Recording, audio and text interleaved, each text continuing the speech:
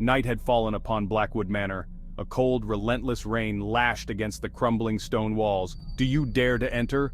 Subscribe now for more tales like this. Inside, the air hung heavy with the scent of damp earth and decaying grandeur. William, a young scholar, stood at the foot of a grand staircase. He felt a chill run down his spine. An inexplicable sense of dread washed over him. He had inherited the manor from a distant relative. He knew little of its history, but he felt an unsettling presence lurking within its shadows.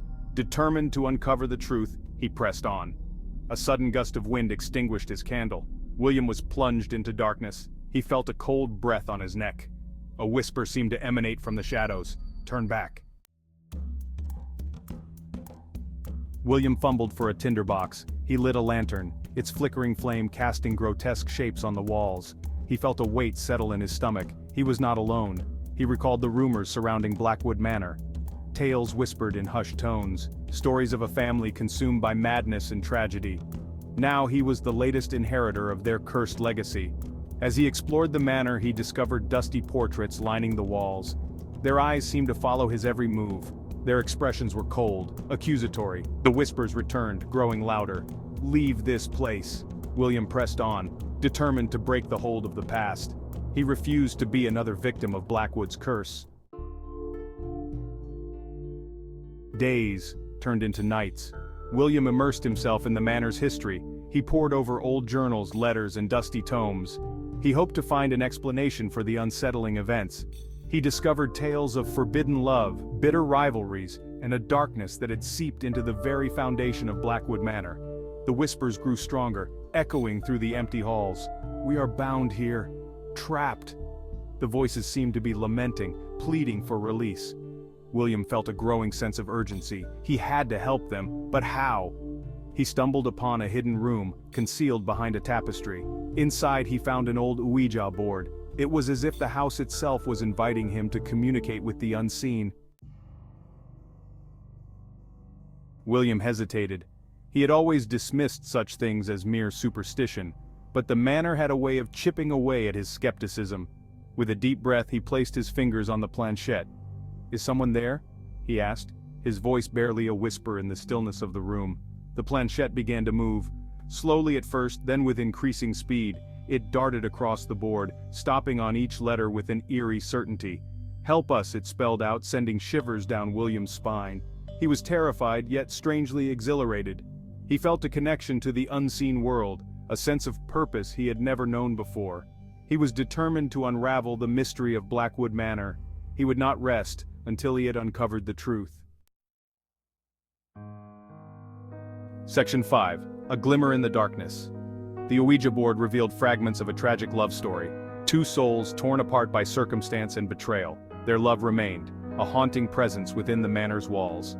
William discovered a hidden locket. Inside he found two miniature portraits, a young man with piercing blue eyes and a woman of ethereal beauty.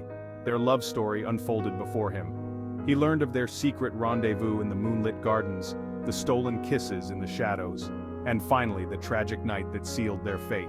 A night of betrayal, despair, and death. William felt a profound sadness for these lost souls. He vowed to help them find peace. He sensed they were trapped, their spirits bound to the manor by unfinished business. Section 6. The Face in the Mirror. One night as William slept, he was awakened by a cold hand on his shoulder. The sensation was so chilling that it felt as though ice had seeped into his very bones. He sat up with a gasp, his heart pounding in his chest. The room was eerily silent save for the sound of his own rapid breathing. The room was dark, but he could sense a presence. It was as if the shadows themselves were alive, watching him with unseen eyes. He reached for the oil lamp on his bedside table and fumbled to light it. His hands trembled, making the task more difficult than it should have been. As the flame sputtered to life, casting a dim glow around the room, he glanced at the antique mirror across the room. The mirror had always been there, a silent observer of his nights. What he saw there chilled him to the bone. The reflection was not his own. A face stared back at him. It was a face he had never seen in person, yet it felt hauntingly familiar. It was not his own. The features were delicate, almost ethereal, with an otherworldly glow. It was the face of the woman from the locket. The same locket he had found in the attic, covered in dust and cobwebs. Her eyes, wide with a mixture of fear and sorrow, locked onto his. They seemed to be pleading with him, begging for understanding. She seemed to be trying to communicate something. A warning, perhaps? Her lips moved, but no sound came out, or a plea for help. The desperation in her eyes was unmistakable. Before William could react, the image in the mirror vanished, leaving him in stunned silence. The room felt colder, emptier, as if the very essence of the woman had been there and was now gone. Section 7. A desperate search. William searched the manor for clues. He felt time slipping away. He had to help these tortured souls before it was too late.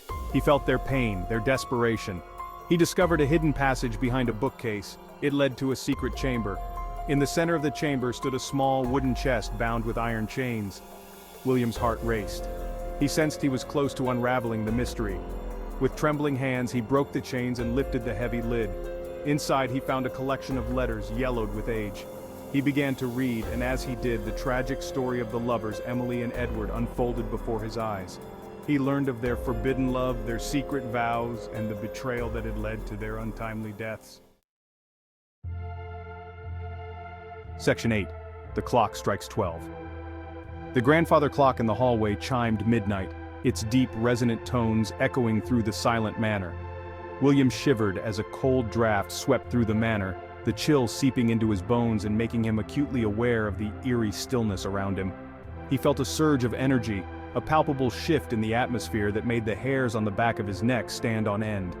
It was as if the very air had become charged with an unseen force. He glanced at his pocket watch, the seconds ticking away relentlessly.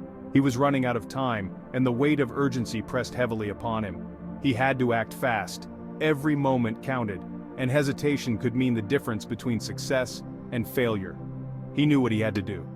The determination in his eyes was unmistakable, fueled by a deep sense of purpose and a haunting resolve. He gathered the letters, each one a testament to the past, and made his way to the manor's chapel. The dim light cast long shadows, adding to the sense of foreboding. The chapel was in ruins, a ghost of its former glory, but the altar still stood, a solitary beacon in the decaying structure. With trembling hands, he lit a candle and placed the letters on the altar, the flickering flame casting an ethereal glow on the worn stone. He closed his eyes and spoke to the spirits of Emily and Edward, his voice a whisper in the stillness. He could feel their presence, a lingering sadness that permeated the air. He poured out his heart, expressing his sorrow for their tragic fate, the words tumbling out in a torrent of emotion. His voice cracked with the weight of his grief. He promised them he would do everything in his power to right the wrongs of the past, his vow a solemn pledge to the spirits that haunted Blackwood Manor. He begged them to find peace, to let go of the pain and anger that bound them to Blackwood Manor. As he spoke, he felt a shift, a lightening of the oppressive atmosphere, as if the spirits were finally beginning to release their hold on the world of the living. Section 9. Revelations in the Night. As William finished his heartfelt plea, a blinding light filled the chapel. He shielded his eyes, his heart pounding in his chest. When the light subsided, he saw them. Emily and Edward stood before him. They appeared as they had in the portraits, young and full of life. Their faces, once etched with sorrow, now radiated a sense of peace. "Thank you," whispered Emily, her voice soft as a summer breeze. "You have set us free." Edward reached out and took Emily's hand. They turned to face each other, their eyes locked in a gaze of eternal love. "We can finally be together," said Edward, his voice filled with gratitude. They shared one last lingering kiss. Then, hand in hand, they faded away, leaving William alone in the silent chapel. Section 10. The Haunting Truth. William stood there for a long moment, letting the silence wash over him. The air was thick with memories, each corner of the room whispering tales of the past. He felt a sense of closure, a weight lifted from his shoulders. The burden he had carried for so long seemed to dissolve into the shadows. He had fulfilled his promise to Emily and Edward. Their spirits could now rest in peace, knowing that their story had been told. The whispers that had haunted him since his arrival were gone. The eerie voices that once filled the halls had faded into silence. The manor felt lighter, as if cleansed by the power of love and forgiveness. The oppressive atmosphere had lifted, replaced by a sense of serenity. William had faced his fears and emerged victorious. He had confronted the ghosts of the past and found the strength to move forward. He had confronted the darkness and brought light to Blackwood Manor. The once foreboding mansion now seemed almost welcoming. He knew that he would never forget his time in the haunted mansion. The experiences had changed him in ways he was only beginning to understand. It had been a harrowing yet ultimately transformative experience. The trials he faced had forged a new resilience within him. He had learned that even in the darkest of places, love and hope could prevail. The power of these emotions had banished the shadows that once loomed large. He stepped out of the chapel and into the dawning day, a new sense of purpose filling his heart. The first rays of sunlight felt like a promise of new beginnings, a testament to the journey he had undertaken. Section 11. Subscribe for more chilling tales. And so, the tale of Blackwood Manor is told. But there are countless other stories out there, waiting to be whispered in the dark. Subscribe now to this channel for more chilling tales of horror and suspense. Journey with us into the shadows, explore the unknown, but be warned, once you enter the world of the macabre, you may never want to leave.